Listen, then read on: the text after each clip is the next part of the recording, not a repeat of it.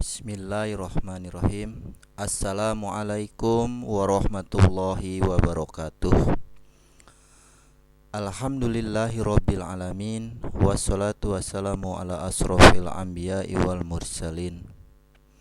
Raditu billahi rabba wa bil islami dina wa bi Muhammadin nabiyya wa rasula, amma ba'du. Baiklah, mari kita sama-sama belajar Islam. Pada kesempatan ini kita akan mempelajari mengenal rukun Islam, rukun iman, dan juga ihsan. Ketiga ini disebut juga rukun agama, di mana satu dengan yang lainnya sangat erat kaitannya dan tidak bisa dipisah-pisahkan. Iman menurut bahasa berarti percaya, yakin dengan sesungguhnya dari lubuk hati yang dalam, tanpa ada keraguan sedikit pun.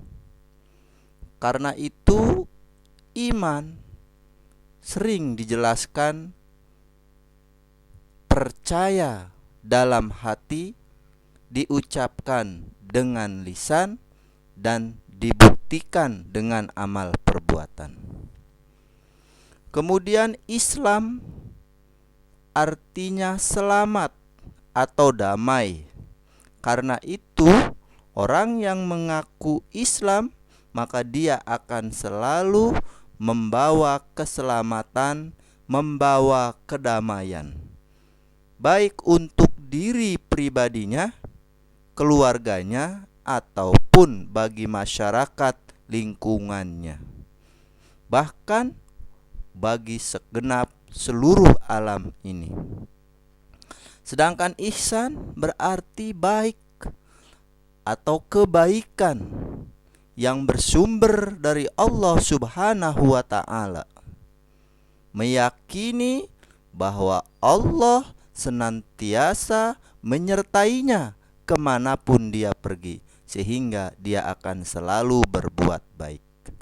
Untuk lebih jelasnya mengenai iman, Islam, dan ihsan ini, mari kita perhatikan hadis Rasulullah Sallallahu Alaihi Wasallam.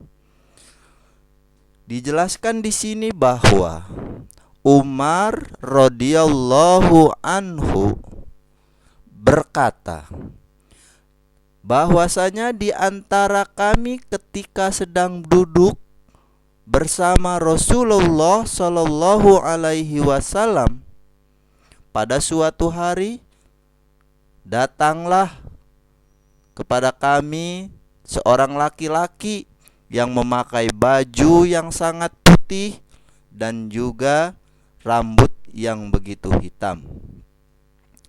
Nah, di antara kami, kata Umar, tidak ada yang mengenal kepadanya. Tidak ada yang mengenal kepadanya. Dan dia tidak terlihat dari perjalanan yang jauh. Maka kemudian dia duduk di sisi Rasulullah Shallallahu Alaihi Wasallam dan menyandarkan lututnya kepada lutut Nabi dan meletakkan kedua telapak tangannya di atas paha Nabi. Kemudian orang tadi berkata, "Ya Rasulullah, ya Muhammad, kabarkan kepadaku tentang Islam." Maka kemudian Rasul menjawab, "Al-Islam antashhada alla ilaha illallah wa anna Muhammadan Rasulullah." Islam itu adalah engkau bersaksi dengan sesungguhnya bahwa tidak ada Tuhan selain Allah, dan engkau juga bersaksi bahwa Muhammad adalah utusan Allah, dan engkau mendirikan sholat, wa tu'tiyaz zakah, dan engkau juga menunaikan zakat, wa tasuma ramadana, dan engkau pun puasa di bulan Ramadan, wa tahajjal baita inistata ilaihi sabila, dan engkau pergi haji ke Baitullah bila memiliki kemampuan untuk melakukan perjalanan. Qala, maka orang tadi berkata, sodakta, engkau benar. Fa'ajibna lahu yas'aluhu wa yusaddiquhu. Maka kami heran kepadanya, dia yang bertanya dan dia juga yang membenarkan.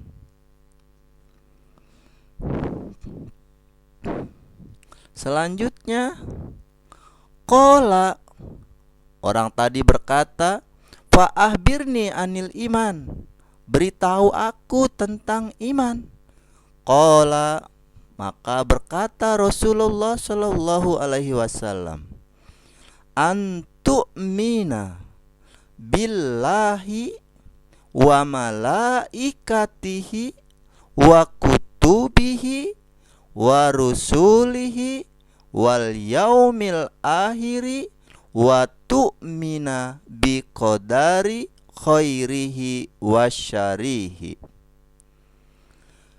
Engkau beriman kepada Allah dan malaikatnya, dan kepada kitab-kitabnya, dan kepada rasul-rasulnya, dan kepada hari akhir, dan engkau juga beriman kepada qadar yang baik dan juga yang buruk.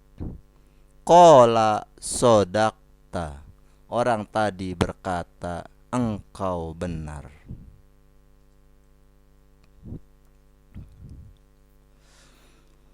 Qala fa'ahbirni anil ihsan. Kemudian orang tadi berkata, beritahu aku tentang ihsan. Qala, bersabda Rasulullah sallallahu alaihi wasallam, anta'budallah, engkau menyembah Allah, ka'annaka tarahu, seakan-akan engkau melihat Allah. Fa illam takun tarahu fa innahu yaraka, maka engkau tidak akan bisa melihatnya, tapi yakinlah bahwa sesungguhnya Allah melihatmu. Qala, dia berkata lagi, orang tadi bertanya kepada Rasul, fa ahbirni anis sa'ah, beritahu kepadaku tentang hari kiamat. Qala, Rasul berkata, mal mas'ulu anha bi'a'lama minas sa'il. Rasul berkata bahwa yang ditanya tentang hari kiamat tidaklah lebih mengetahui daripada yang bertanya. Artinya Rasul tidak mengetahui akan terjadinya kiamat itu. Qala, maka orang tadi berkata, fa ahbirni an amaratiha, maka beritahu kepadaku tentang tanda-tandanya akan datang hari kiamat itu apa? Qala, antalidal ammatu robbataha, bahwa seorang budak akan melahirkan majikannya. Ini zaman begitu luar biasa. Seorang anak sudah menganggap orang tua sebagai budaknya. Jadi anak seolah-olah seperti raja. Wa antaro khufahul uratal alata ri'a as-sa'i yatatawwaluna fil bunyani. Dan engkau juga akan melihat bahwa orang-orang yang bertelanjang, tidak bersandal dan tidak berpakaian, kemudian mereka berlomba-lomba untuk membangun bangunan yang mewah. Jadi demikian, ketika kiamat itu akan datang, maka kondisi manusia sudah demikian makmurnya, kaya-kaya semua. Summa antolako, kemudian dia pergi. Falabastu maliya, kemudian dia pergi dan tidak ada kami yang melihatnya. Summa qala, kemudian Rasul berkata, ya Umar, atadri manis sa'il, tahukah kamu siapa orang yang bertanya tadi? Qultu, aku berkata, kata Umar, Allahu wa rasuluhu a'lam, sungguhnya Allah dan Rasulnya lebih mengetahui. Qala fa innahu Jibrilu, sesungguhnya dia itu adalah Jibril. Atakum yu'allimakumuddinakum, dia datang kepadamu kepada kalian untuk mengajari kalian agama kalian. Rawahu Muslim. Dari hadis ini jelas sekali bahwa iman, Islam dan ihsan, bahkan di sini dengan hari kiamat, langsung yang datang malaikat Jibril menanyakan kepada Rasul untuk mengajari para sahabat waktu itu. Karena itu, dua orang mulia ini, dua makhluk mulia ini sudah tentu memiliki kekuatan kebenaran yang tidak bisa diragukan lagi. Dari hadis tersebut jelas bahwa rukun iman itu terdiri dari 6 perkara, yaitu yang pertama, iman kepada Allah, kepada malaikat, kepada kitab, kepada rasul-rasul, kepada hari akhir, dan kepada qada dan qadar. Nah, tidak mengimani salah satu dari 6 rukun ini, maka orang tersebut termasuk golongan orang-orang yang kafir. Karenanya, bila kita mengaku diri sebagai orang-orang yang beriman, maka iman kepada rukun iman, yakin dan percaya mutlak harus ada pada diri kita. Kemudian rukun Islam itu ada 5, yaitu membaca 2 kalimat syahadat, mendirikan sholat, menunaikan zakat, puasa di bulan Ramadan, dan mengerjakan haji apabila mempunyai kemampuan.